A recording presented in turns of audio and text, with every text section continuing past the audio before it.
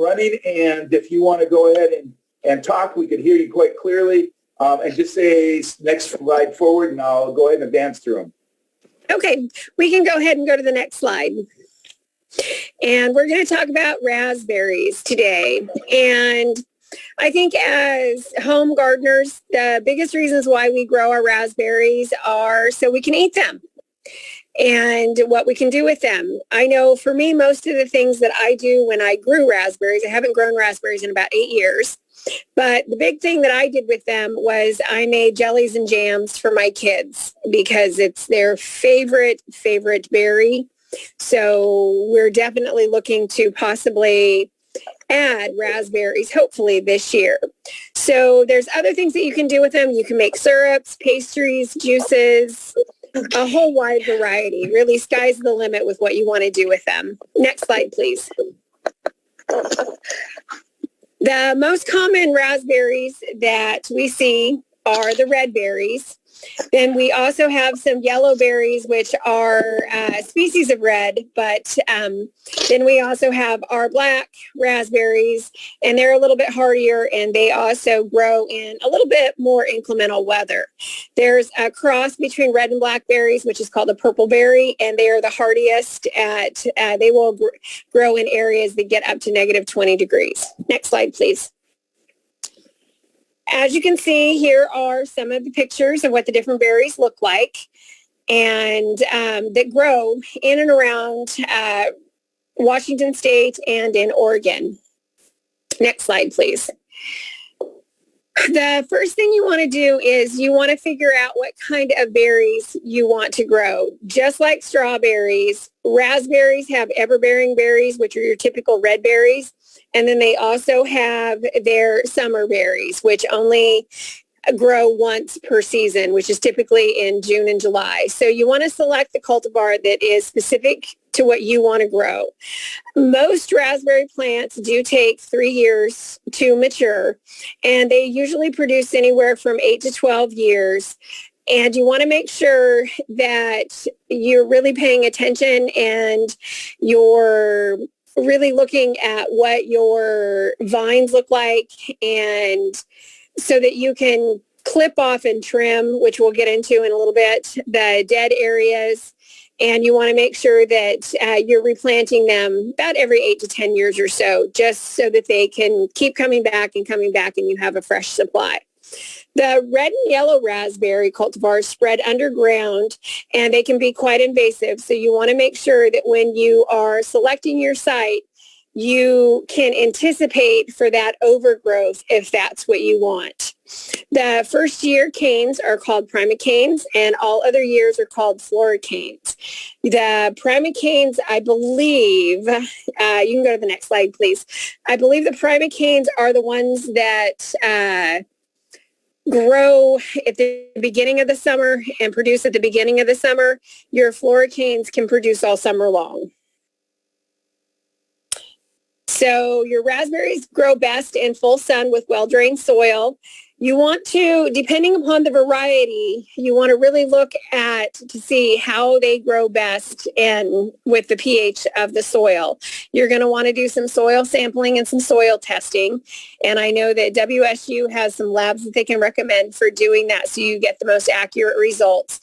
You will get better results knowing the pH of your soil, and you will get better growth, because some varieties of berries, such as the red berries, they actually like really closer to the 5.6 to 5.8 pH, to where some of the other berries, like your yellow raspberries or even your black raspberries, they can be tolerant to a little bit more of a basic pH.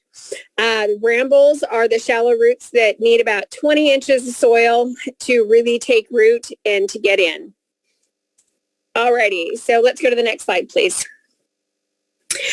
You're going to want to prepare your soil, like I mentioned. You're going to want to do a pH test for optimal soil balance and nutrients. You don't have to do soil fumigation. That's more for commercial properties versus your home garden, but you do want to make sure that you've got good drainage and that you have good nutrients and amendments in your soil. You're going to want to test the area before. If you've never planted in it, you're going to want to test it. What I suggest doing is digging a hole and then filling it with water and then timing it to see how long it takes for that water to drain. If it's draining relatively fast, you know that you have a really good system that's going to drain relatively quickly, but you're also going to know that you might have to water your plants a little bit more so they don't dry out. And if you get an area where it takes a day for that hole to become empty of the water, you're going to want to probably either do something to that area for better drainage or try another location. You do want to amend the soil if it's needed. I highly recommend compost or any other organic or inorganic material. I think most of us master gardeners, and I think a lot of home gardeners too, at least most of them that I know, we do our own compost with our kitchen scraps, our clippings, leaves in the springtime. So if you don't know how to compost, I know we have classes on composting. This would be a really great time to get into composting so you consistently can add those amendments to your plants each and every year. And then you just want to make sure that you remove all the weeds before you plant, because the last thing you want is weeds to grow up in and around your vines. Next slide, please. With raspberry plants, you're going to want to space them out. I really do highly recommend 8 to 10 feet apart per plant because the brambles will grow up. You'll have multiple shoots coming up out of the ground, and they will bush out as the years and get bigger and bigger and bigger. So you're going to want to make sure that you are anticipating for not today's growth when they're small, but for 3, 5, 7 years down the road when they are big plants. So you want to keep your rows no more than 12 inches apart, your plants and training systems. I highly recommend using a trellis system to support the canes, and it also keeps the fruit from touching the ground. I personally have used very simple trellis systems, and I've usually never had more than 5 plants at a time, but I used just a wood structure that went up about 4.5 feet, and I allowed my vines to grow up, and then I kept them trimmed so that they didn't go any higher than the 4.5 feet. And then they did eventually grow together in the 5 in a row, which was nice. But I highly recommend using a trellis system and not just leaving them on the ground or letting them grow over like a ground cover. So this will also help reduce wind damage and fruit loss by doing some type of a trellis system. You want to water your plants after planting them, because you don't want the roots to become dry during planting, because they will start to die out. And you're going to mulch around the plants for moisture control.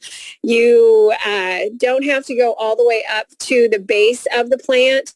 You can come off about an inch, 1.5 inches from the plant, but you want to make sure that you get a good round mulching around where the roots are going to be, and that will help with the moisture. Next slide, please. This is a picture of a commercial raspberry farm, and as you can see, they do use a wire trellis system, and they keep it trimmed, as you can see, right at about probably 3.5, 4 feet tall. And they have good spacing in between, and each one of those rows probably has a plant planted about every, like I said, 8 feet or so? And that way they can grow together and look very, very nice. So we are very lucky to have the soil that we need to be able to do that on a small scale and a big scale here. Next slide, please. Fertilization. You want to go ahead and fertilize after you have planted your plants. I highly recommend waiting about 2 to 3 weeks once you start seeing new growth, because then you'll know that your rooting system has started to spread and grow and produce. You can use either cow or horse manure. These are probably for more commercial farms. You would have to cut them down just by the amount of usage. But what's important here are the numbers after it, which is a 10-10-10 or a 20-20-20 or a 21-0-0. It really kind of depends on where you're at in your plant's life cycle. For newer plants where you want to grow your root system and really establish under the soil, you're going to want to use more of a 10-10-10 or a 20-20-20. But if you're looking for more green foliage and for faster exterior growth, that's where you're really going to use the 21-0-0 or the 36-0-0. Those numbers represent your phosphorus, your potassium, and your nitrogen. The nitrogen being the first number in there, which would be the 10 or the 21 or the 36, your phosphorus being the second number, and then your potassium being your third number. When you're talking about fertilizers and you're talking about what you want to do, each one of those numbers represents a different portion of the plant that's going to get nutrients. Nitrogen makes everything nice, green, and pretty. Phosphorus gives you really nice flowers and colors. And then your potassium is going to really help your root system and help your root systems grow to create a stronger, healthier plant. Then you want to get your schedule, make sure you keep good notes on when you are fertilizing, because like anything, if you over-fertilize your raspberry bushes, you can burn their roots and you can kill them off. And if you under-fertilize them, they can die from lack of nutrients. And here in Washington, even though we've been technically in a drought for the last handful of years, we still do get a lot of rain and we still do have a lot of leaching in some of our soil. So you just want to be really aware of how fast everything drains and the amount of water that you're putting on everything. You want to choose a fertilizer that's low in chlorides. Raspberries are very, very sensitive to chloride. Nitrogen should be added every single year, no matter the age of the plant.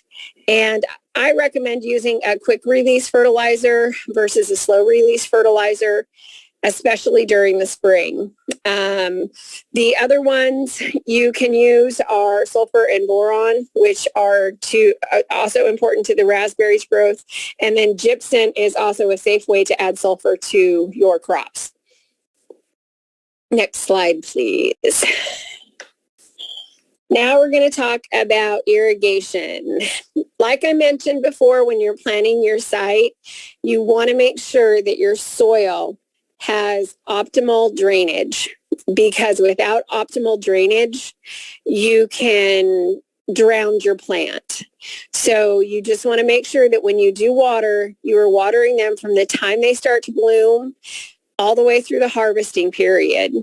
You can reduce your watering after the first frost when fall starts, because everything's going to start to go dormant in the plant itself. And you can still continue to water late in the fall, even after it is dormant, to prevent damage to the canes from drying out. You want to make sure not to overwater with standing water, because like I said, the more water you have, it increases the chance of killing your plant. It increases the opportunity for insects and pests, and it also can increase the likelihood of getting either a fungus or a mold on your plant as well. So you just want to make sure that you're well aware of the watering issues. Next slide, please. Weed management. I think weed management is important to every home gardener, and it's really important when you are talking about a vine plant where their root system is so intense under the ground that it really does become extremely important that your plants are not competing with weeds for nutrients. So you want to establish very, very healthy canes when you initially plant. I highly recommend using bark chips, straw mulch, sawdust, compost mulch, fine bark, and then you can use some herbicides, but like I mentioned before, the herbicides and pesticides are used more on commercial farms and not necessarily in the home garden. But if you do find yourself in need of an herbicide or a pesticide for whatever's going on, I highly recommend that you reach out to either the Master Gardeners program, you do some soil testing to find out what's there. That way you can get the right product for what your specific need is. And then, like always, follow the instructions to the T. Do not deviate from them. Next slide, please. This goes the soil-borne diseases and plant parasites. I originally was going to take this out because this portion right here actually pertains more to the commercial farms than what we're ever going to see. But I decided to keep it in here only because it does provide some good information. And I've had the privilege, or not such a great privilege, to have had the opportunity to go out and see somebody's orchards. It wasn't for raspberries, it was for grapes, but I was able to actually go out there and see how if you have a couple acres of a vine-like product and plant, how having this kind of information could be very beneficial. And the reason why I say that is because even though it doesn't happen very often with our home gardens, if you're doing an acre or two of raspberries, this information may become important to you. So you just want to make sure that we keep our plants fungus-free, pest-free. We want to make sure that they don't get root lesions, and we want to make sure that if we do have any of these issues, that we know where to go and what to look for. So next slide, please. And these are what some of those pathogens look like and what they can do to your crops relatively quickly. So don't have to worry about it if you're not doing it on a large scale, but you just want to be aware that it can happen. And I will say, I don't remember if I have this in here or not. I think I may have put it in here, but you'll have to forgive me. When you are maintaining your plants, which is the next slide, please, when you're maintaining them and you're cutting back and you're pruning off your dead, weak, or damaged canes, you want to make sure that you always use clean and sterilized shears or whatever you're using. And the reason for that is, going back to my experience with the grape vineyard, what we ended up finding out was this person had actually purchased a diseased plant, did not know that one or two plants that they had purchased were diseased, did not clean any of his tools for his orchard or vineyard, I should say. And unfortunately, inadvertently spread that disease to all of his grapes. And that's what you want to make sure that you don't do, because if you do end up getting one area where you're finding something that looks suspicious, if you're using clean and sterile equipment each and every single time for the different plants and you're sterilizing in between plants, the likelihood of spreading disease actually goes down. So that's why I say when you're maintaining your plants, you want to make sure that you use clean equipment. You also want to make sure that you winterize your brambles. You can do that with bark, straw, pine needles. That will protect the crowns of the plants. And then if you have any issues with rodents, you want to make sure that you use rodent control so that they don't pass diseases onto your plants or to those of us that will be eating them. And I've never had a problem with rodents around my berries or anything. So I don't have much experience with that, but I do have experience with the pruning, the damage, the dead canes, and then also mulching them to make sure that they stay how they need to stay. All right, next, please. These are the resources that I used and where some of the pictures came from. Next slide, please. On here, these three references right here actually are extremely good. They come from Dr. Strick. She is a WSU professor, and I believe that she is out of Oregon right now, but she is actually the leading expert on raspberries.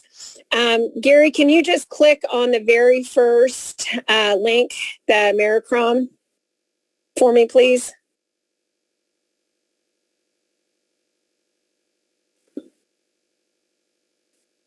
And this should bring up a really nice PDF about berries in general. The raspberry section that she writes about for our area, it starts on about page 6 or 7. And she goes into really, really great detail about what you need to do to maintain your berries and the different types of berries, the red, the yellow, the purple, or the black. And she gives a lot more better information than I think I could ever express. The other thing is you'll see that on the very, very bottom of this page, there's a YouTube. That video roughly is about an hour and a half long. It is very easy to watch. It is actually presented by a master gardener.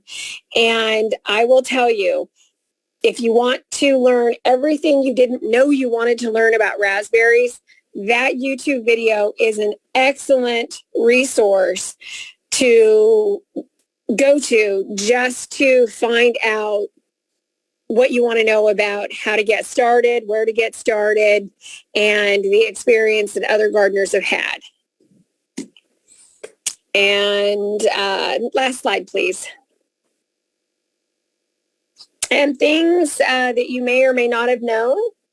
By growing different cultivars, you can enjoy all the different kinds of berries from early summer to late fall. Nursery purchase plants always grow better than online or box store plants. And overhead dripping water actually encourages the fruit and cane disease. So you want to be careful when of how wet method you use for watering. So I say if you like raspberries, I highly suggest figuring out what kind you want.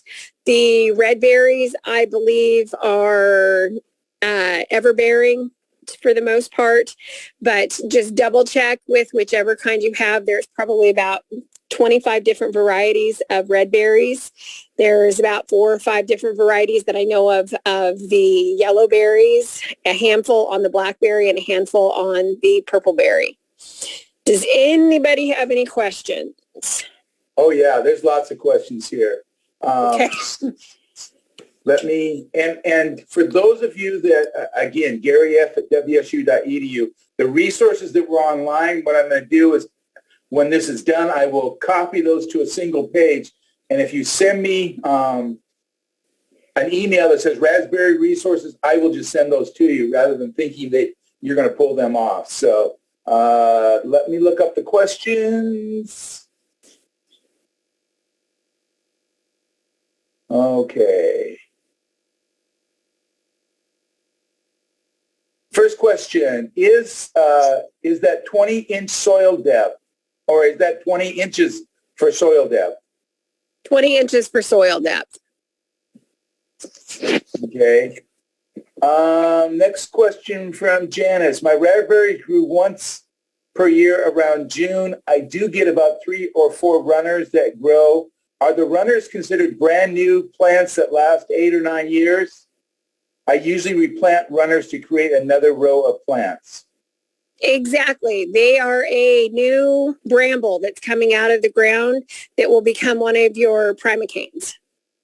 They will create a brand new plant. Okay. Kat asked, rows only 12 inches apart. That seems really close.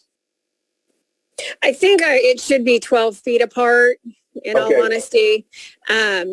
I'm pretty sure that that was a typo on my part.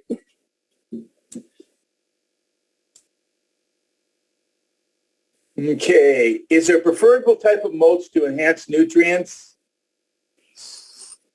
I would say if you're going to use a mulch to enhance your nutrients, you're probably going to want to use a compost mulch because that's where you're going to get some organic and inorganic. The other mulches that you get, I guess locally, they're more bark based. So they're going to have more wood products, and the wood products are going to suck up all your nitrogen. So I would highly suggest using a compost based mulch over one of the wood-based mulches, whether it's pine. I mean, you could probably even use straw, but I think you're going to get better nutrients and amendments out of your compost mulch. Okay, and that would be the same that she asked examples, pine needles and wood chips. Same thing there, that they would probably suck up the nitrogen. Is that correct? Absolutely. Absolutely. We'll be able to read the presentation. Yes, if you'd like the presentation, again, send me an email and I can make sure that gets to you. All the reason presentations are opposed. Can you use grass clippings as mulch? I don't recommend using straight grass clippings. I would probably mix them in with my compost and use them as a compostable component. And that's just because they clump, they don't disintegrate and break down fast when they're not with other organic and inorganic materials. And they can, depending upon how much you